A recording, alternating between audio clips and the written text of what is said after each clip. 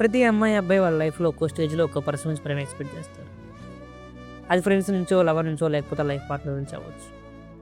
అయితే ఆ ప్రేమ ఎంతైనా దాని వాల్యూ ఏమైనా ఉందా? కొంతమందేమో 24 అవర్స్ నాతోనే ఉంటే నాకు పర్సనల్ స్పేస్ లేదు అంటారు. ఇంకొంతమందేమో 1, 2 సార్లు మాట్లాడితే సరిపోవట్లేదు అంటారు. ఇక మూడో కేటగిరీ ఉంది.